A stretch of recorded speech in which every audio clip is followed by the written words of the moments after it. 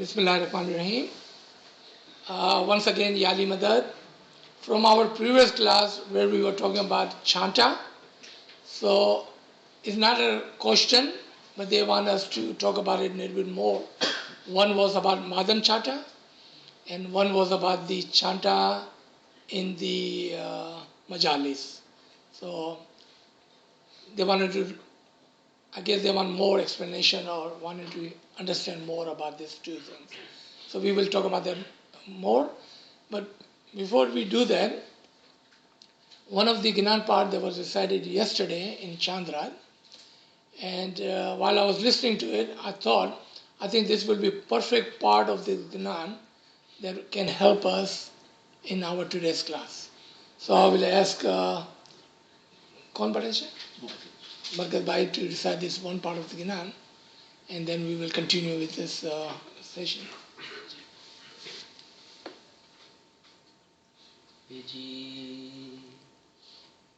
Edina Sami Mune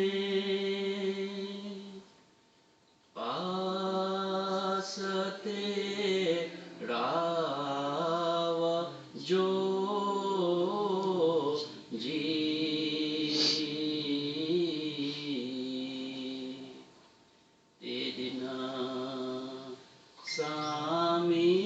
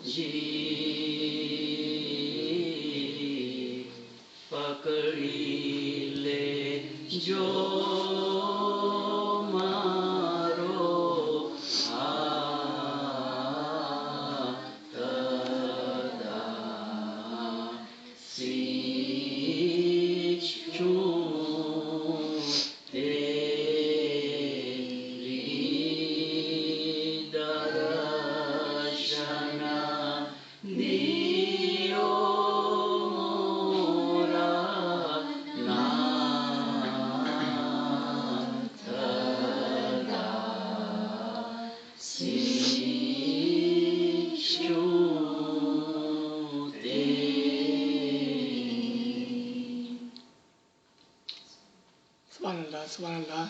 Thank you, Barkat Bhai. Our Ismaili Tariqa, the most beautiful Tariqa, but this is a Tariqa of the Batin, not of a physical and Zahir. If we are following our Tariqa just on a physical and in the Zahiri manner and not thinking of its Batin and its core, then wallah, we are losing a lifetime of journey. Think about everything that we do in physical manner, and since our subject is Chanta, physically you take that water and you put it on somebody's forehead or on their face. Physically it doesn't do anything for you, but it is the faith and the batin that we are trying to clean.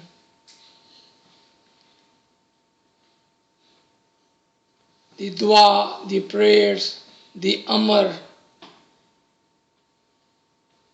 that is the batin of that chanta that we are taking. The condition of taking a chanta is the person must first admit and say that I am sinful. And not just say it without putting a thought into it, but say it with a full conviction that we have sinned, we are sinful, There are sins that I remember, and there are sins that I could not even remember. There are sins that I have done intentionally, and there are sins that I don't even know I have done. That is a condition put on before you take the chanta. If we are standing in the line of chanta and get to the part, and we just say those words without putting any thoughts, putting any heart behind it, wallah, we just wasted our time and the time of the person who's giving chanta, and we did not receive anything in return.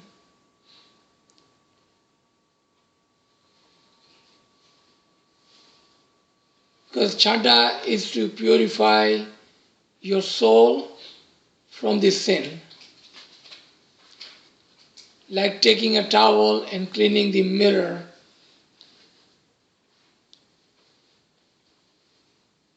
And once you clean the mirror, what do you see? You're supposed to see your own soul and the didar of the Imam. But if we are not doing that, meaning if we are not putting the intention and the thought and the heart behind it, then that water will not do anything for you.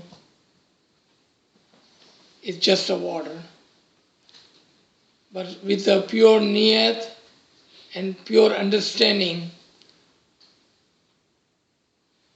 yes, I do understand this is the certainty of the knowledge.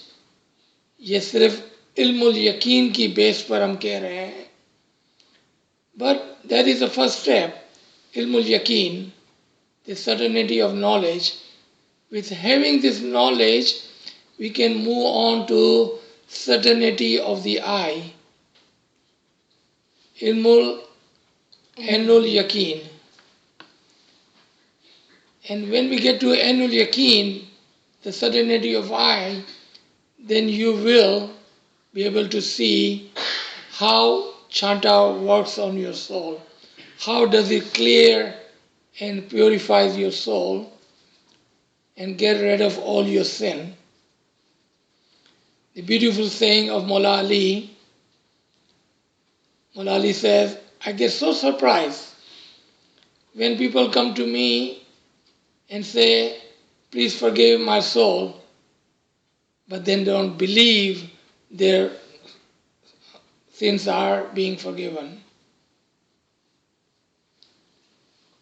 Are we one of those? That we go on to the Chanta part and then we get up and we don't believe anything happened. Or do we believe? If we do believe, and all the intention was there, and the knowledge was there, and if we understood the practice or the ritual of chanta, then at that minute your soul should feel lighter, should be able to fly, should be able to see things that otherwise we could not see, as a clear and clean mirror. Because if mirror is not clean, we will not be able to see ourselves or our soul into it.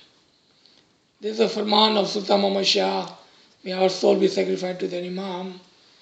It says that you're supposed to clean your heart like a mirror so you may receive my didar.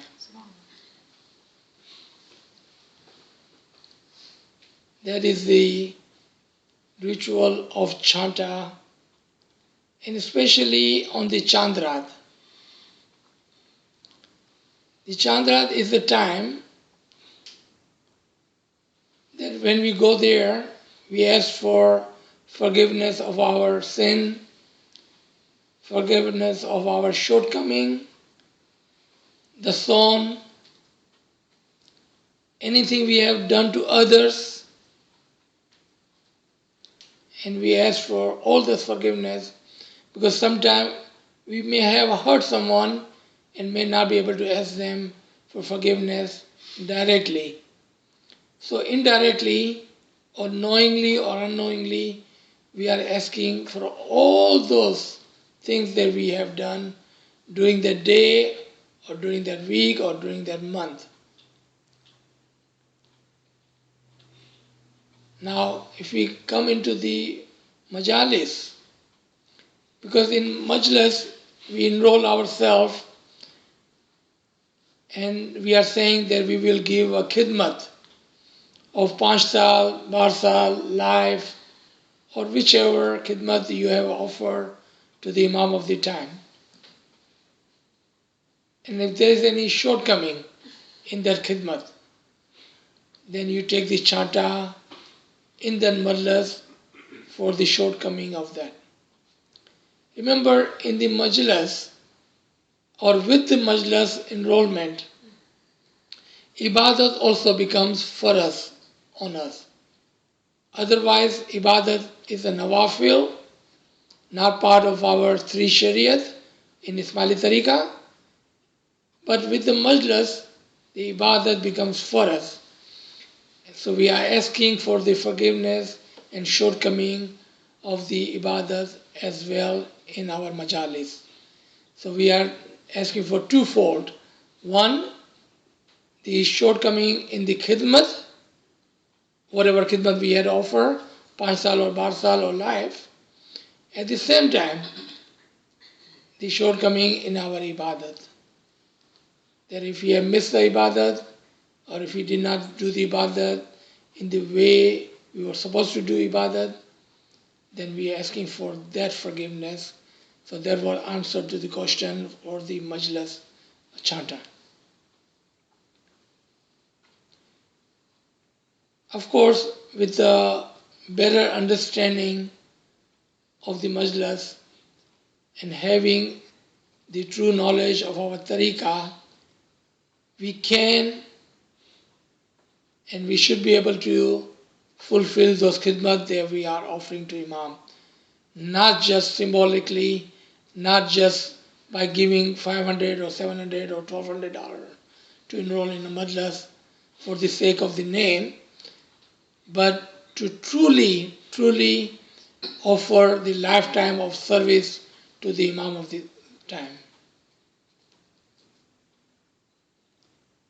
So we can practically give the service, the khidmat, or we can symbolically give the khidmat and the service to the Imam.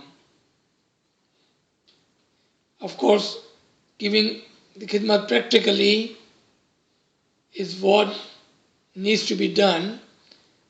And if you remember yesterday's article, it talks about how everybody is supposed to help somebody else, the other Ismaili brother and sister in need, and does not matter what kind of need they have. If you have the knowledge, know-how, ability, resources, then you should be able to help your brothers and sisters in Jamaat or even outside our Jamaat, in our neighborhood, in our society, in our city, wherever we live. We should be able to give some khidmat to our brothers and sisters around us. And that is the khidmat that we are enrolling ourselves in. Remember, Imam is not asking you to enroll in any of the majlis. It was us that enrolled. So one of the person asked in our previous Sunday class that, but I did not enroll in any of the majlis. It was my mom, my dad, who enrolled me when I was just a child. As an adult, today you have a choice. That do you want to offer that khidmat to the Imam? And if you say yes, and when do you say yes? Maybe not verbally, but by going to the majlis, you are accepting that khidmat which your parents had offered on your behalf. You are an adult now. You cannot go back and blame your mother and father, your parents. Because by going to the madras, you are saying that as an adult, I accept this khidmat. And if that's what you are doing, unintentionally, then today you have one more chance to say that now I understand, and now intentionally, when I go to those majalis, I'm offering this khidmat to you, my imam, my mullah. I'm ready to give you this khidmat. And then you start doing what is required of you and give that khidmat. Come to the Madan Chanta. As we talked about it last week, Madan Chanta is only taken once in a lifetime. Normally, at the older age, when a person feels that Imam is coming and I cannot wait for the Imam to come back again in few years because I feel that I'm at that age, or if you have some kind of a sickness, some kind of disease, terminal disease that you feel that you may not survive until the next time Imam comes and give you chanta, then you go to Imam, and again, what are you saying? You're saying, Ya Mullah, in my lifetime, I must have done so many sins. Please forgive me. And this Ginan, the Barakat Bhai just recited, without saying it, that's what you are doing, a venti. That is your venti to the Imam when you go to Madan Chanta. The Ya Mullah, on that day, call me near you, pull me near you, and hold my hand. Don't let me go. And give me the didar.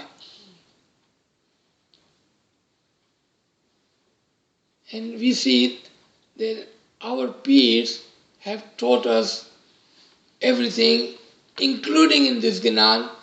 The most important thing was the humbleness of our peers. Saying, मैं तेरी दासी हूँ, मैं तेरी काम वाली मासी हूँ, मैं तेरी गुलाम हूँ. Peer saying, I'm nobody. Can you imagine if Peer with all his spiritual upliftment and the knowledge, if Peer saying that I'm nobody, and then he's doing the Venti, when he is already one with the Imam, he is already Fanafi Imam, but he's saying, Mullah, pull me near you on that day. Hold my hand. Give me the didar. He's not saying that for himself. He's teaching us how to do Venti and how to be humble in your Giriyazari, in your Venti. Remember, Ginan itself meaning the knowledge, the ilm. And that is the knowledge, that is the ilm that Pir is giving to us. To be humble in your Giriyazari, be humble in your asking. Sometime, I don't know where this is coming from, we ran into somebody one day, or a person, and she said, but I don't even remember I have done any sin today, or even yesterday. It really did surprise us that a person can think that they have not done any sin that one day or day before. That reminds me of one of the Imam's Farman, that even a mu'min does 70 sin a day. May not be knowingly, may not be intentionally, but unintentionally, unknowingly, even a mu'min does 70 sin a day. And that is example. I'm sure Imam was not counting 70, but he's saying even a mu'min does some sin in a daytime. If that is the case, what about us Garib? We are sinful. We don't even know and we cannot even count on our fingers or in any other way how many sins we must be doing during a daytime. And then once a month, can you imagine after 30 days how dirty and sinful we must be? Our soul must be full of dust.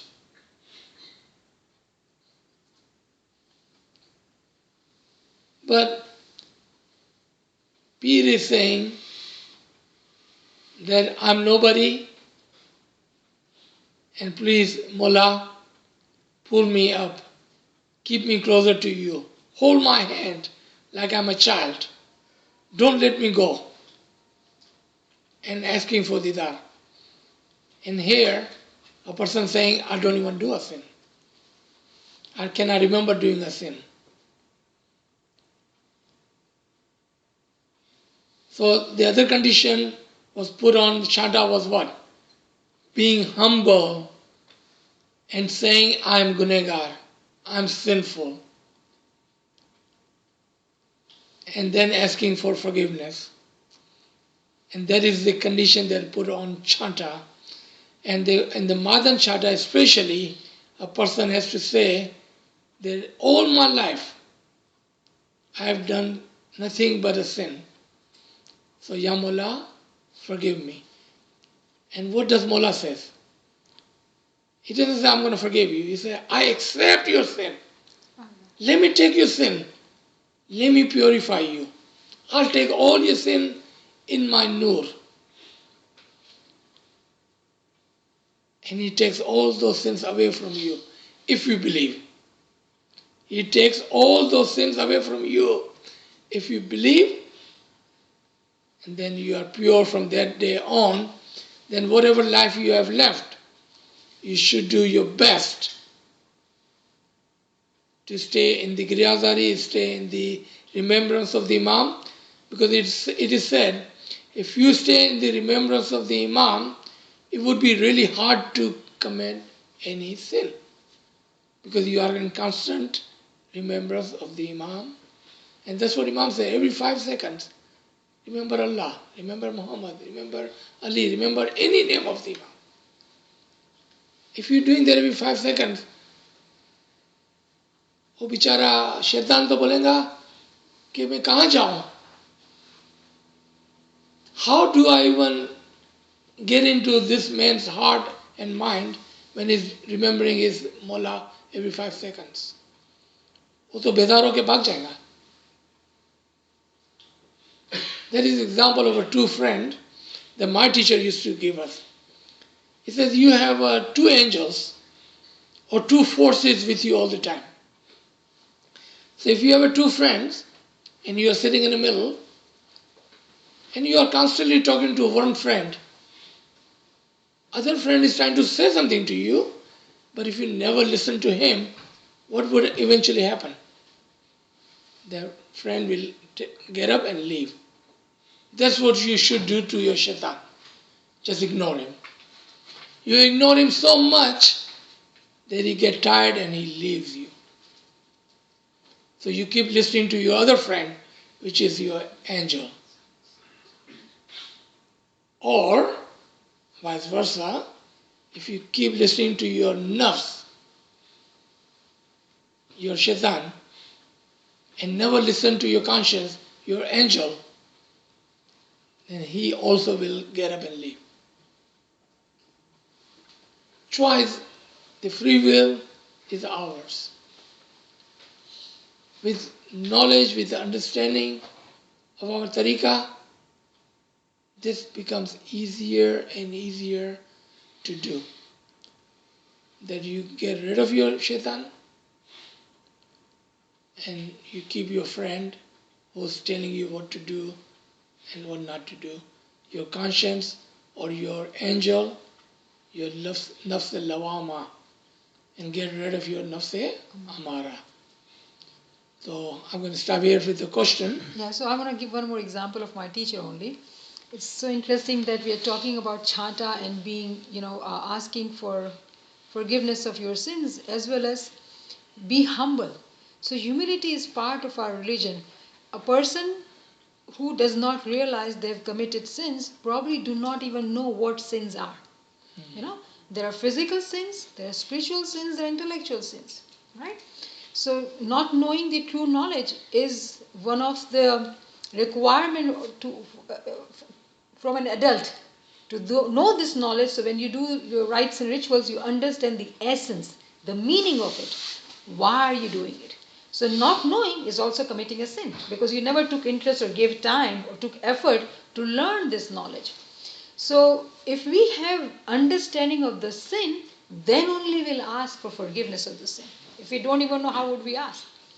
And then let's say someone is really, really good, they know everything. They are really, really pious, they know everything. When we are going for chanta, and if Chandra, we know it's our Shariat and it is must, if we are not humble during that, before that chanta, then the power of the chanta, we do not take the full advantage of that chanta if we are not humble. We have to have that realization that I have sinned and I have to be humble to accept those sins and ask for Mola to forgive my sin. So when you go to chanta, I would look at my teacher. She would always have tears in her eyes. Always, like she was crying. I'm like, how do you cry like that? But when they have realization and understanding of their sins, when they go for their chanta, they are like, they would have tears in their eyes. And remember we talked about dua karavi in Jamaat Khana Shanasi, that when you are standing in the line, ask for forgiveness of the whole Jamaat. Same principle applies when we are going for chanta, that not Mola, only my sins, but the sins of the whole Jamaat, because they are my brothers and sisters. I want to ask for forgiveness of my sin, but I am too sinful. I'm too weak or too poor. First, I want to pray for my brothers and sisters in Jamaat. Forgive all of their sins. And remember those people who have hurt us, who have harmed us, who has caused problems to us in our life, you're asking all of their sins to be forgiven. You know what you're doing? You're becoming so humble that Mola, I forgive them too. I have no problems with them. Mola, you forgive them too. Remember when it says that, there's a saying that if Jamaat forgives your sins, then your Imam's farman, right? Then the Mola will forgive your sin. How do you do that? Tell me, if let's say I'm going to example, Amina and we had some conflict and we have heard, but we are being polite, we're not telling each other, for example. So how do I ask for her forgiveness? Or how do I forgive her? This is my chance when I go for chanta. I say in my heart, Mola, forgive everybody's sins. I cannot ask for their forgiveness if I have not forgiven them. Right? So first I need to forgive all my brothers and sisters and then ask to Mola Bapa, forgive the whole Jamaat's sins. And then Mola Bapa, at the end, if you have time and mercy, look at this poor soul too and Mola, forgive my soul, my sins. So when you do that, it brings tears in our eyes. And then the connection, right? Remember the connection with our soul. Realization of the sins. When we have tears in our eyes, meaning what? We are opening up our heart. We are becoming more accepting to the rituals in the Jamaat and the understanding, realization of our sins. And then the true knowledge comes into our heart. Remember the chanta, the water, symbolizes knowledge. It's not the physical water which will do anything. It will spoil my makeup, nothing else, right? But the understanding of it, that it is the true knowledge which I need to learn, to recognize, to understand, to connect to Him. Right? Do we have any questions? Yes, Bilkis. In fact, this is also an opportunity to seek forgiveness from the Ruhanis. Subhanallah. We can see we've done their guna and they've done our guna too. So while we are standing in the line, even seek that forgiveness. Yes. Yeah. Yes. Yes. Yeah, if you remember, there was one of the question, I think in previous class or one before, that someone said if you don't ask for the forgiveness of the person you have done sin to or hurt, then it cannot be forgiven. And I had asked the question, what about if you don't even know where the person is? What about the person has died? So this will be the good chance and a way then you're asking for forgiveness of those people that you don't know where they are or you cannot reach them, or if they have already died. So this will be good if you forgive them and ask for their forgiveness, because if our tariqah is batini tariqah, then zahiri doesn't matter that much. Now zahiri does matter because the zahir or the physical is a door to the batin. So zahir, rites and ritual does matter at that point. But if we don't understand the core or the essence of it, or if we don't understand the batin of it, then the zahir or physical doing is just a physical. It does not bring you anything inside. And which was the goal? The whole goal of doing this zahir was to purify our batin, not the zahir rites and rituals, right? So thank you. That was a good